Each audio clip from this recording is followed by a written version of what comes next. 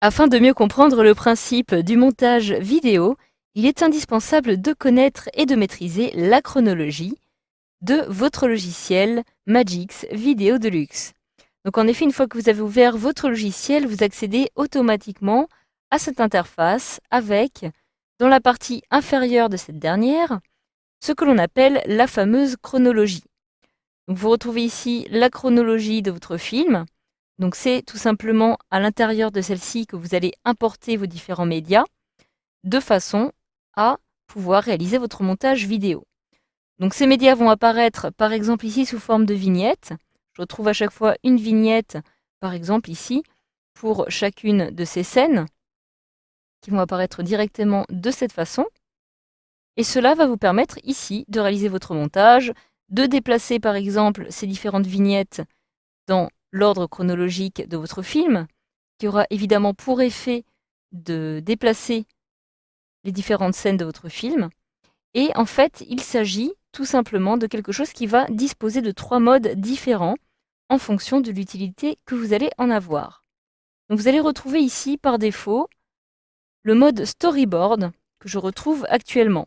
Donc, il s'agit de l'affichage par défaut.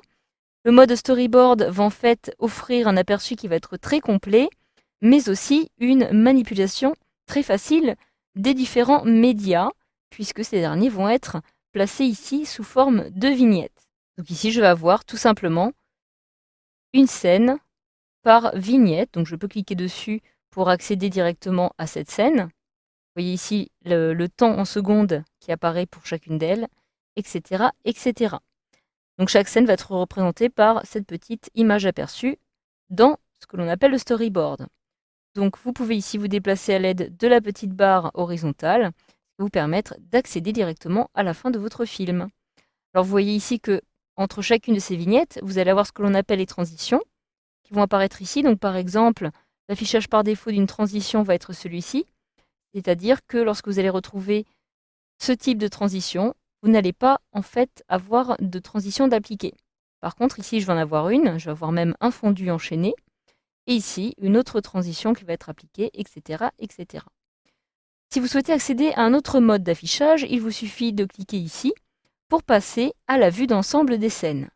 En cliquant ici, j'accède automatiquement à un autre affichage qui apparaît ici, et dans lequel vous allez pouvoir retrouver toutes les scènes de la vidéo qui vont être visibles, avec la taille de cet affichage qui pourra être modifié tout simplement à l'aide de cette petite glissière. Donc vous voyez, j'ai ici le début de mon film. La lecture va se réaliser dans ce sens, avec la fin de mon film qui va être présente ici en dernière position.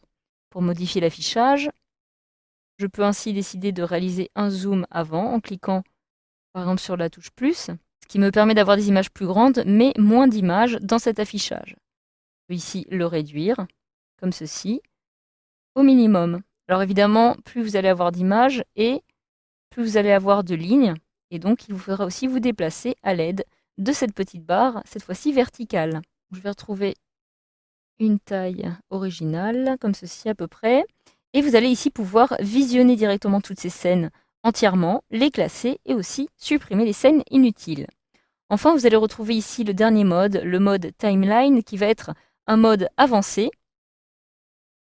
et dans lequel vous allez ici retrouver plusieurs pistes qui vont contenir chacune d'elles un élément, un ou plusieurs types de médias en particulier.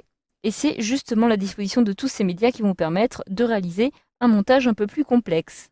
Donc ici, vous allez avoir des films qui vont être représentés en tant qu'objets sur la timeline. Donc un objet, c'est tout simplement un morceau de votre scène. Comme ceci, vous voyez, j'ai un objet qui apparaît ici. Il s'agit d'un objet vidéo, puisque j'ai un format .wmv. Je vais avoir aussi, par la suite, ce qui apparaît actuellement ici, de couleur violet, va être du texte. Donc il s'agit d'un deuxième objet. Et par exemple, ici sur la piste numéro 6, je retrouve un objet qui est cette fois-ci un format MP3. Donc il s'agit donc d'une musique. Vous allez avoir ici tout un nombre de pistes. Et c'est tout simplement la superposition de toutes ces pistes qui vont vous permettre de réaliser un montage. Par exemple, si je place mon curseur ici, je retrouve qui apparaît ma vidéo, mais aussi mon texte qui apparaît ici. Donc vous voyez que si par exemple je me déplace après cette zone après cet objet, je n'ai pas le texte qui apparaît puisque celui-ci n'apparaît pas au niveau où se trouve mon curseur. De la même façon, si je lance la lecture, j'aurai le son qui va apparaître.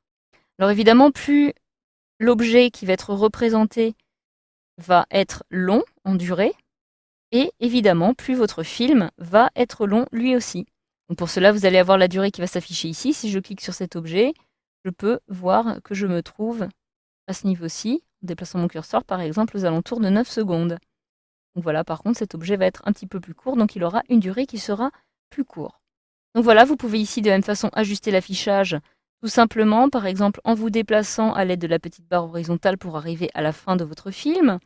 Vous pouvez vous déplacer d'une piste à une autre, en vous déplaçant directement de cette façon.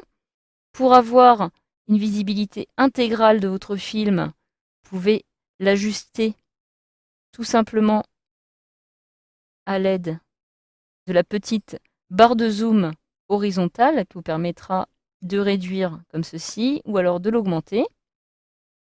De la même façon, vous allez pouvoir décider d'optimiser l'affichage de la timeline en cliquant ici, ce qui va vous permettre de l'optimiser exactement à la fin de votre film tout en l'affichant dans son intégralité dans votre timeline. Vous pouvez ici ajuster le zoom aussi de cette façon, agrandir l'extrait, réduire ou réaliser des zooms en fonction des différents éléments qui vont apparaître ici. Donc voilà, vous allez pouvoir vous déplacer très facilement. Vous allez retrouver pour chacun de ces modes les différents outils qui vont apparaître ici, qui vont vous permettre de travailler directement votre montage. Par exemple, pour annuler ou rétablir une action, insérer du texte, supprimer un élément, grouper ou dégrouper des éléments, ou encore les sélectionner ou même les couper à l'aide de ces différents outils. Alors évidemment, lorsque vous allez vous trouver en mode timeline, vous aurez plus de fonctionnalités que si vous vous trouviez par exemple en mode vue d'ensemble de scène ou en mode storyboard. Donc voilà, c'est très simple. Vous verrez plus tard dans un autre module comment déplacer par exemple ces éléments, tout en sachant qu'il sera toujours vivement conseillé de réaliser toutes les éditions les plus avancées en mode timeline afin d'obtenir un montage vidéo plus précis. Donc voilà, grâce à ce module, vous en savez maintenant un petit peu plus sur la chronologie de votre logiciel et vous connaissez les différents modes d'affichage de cette dernière.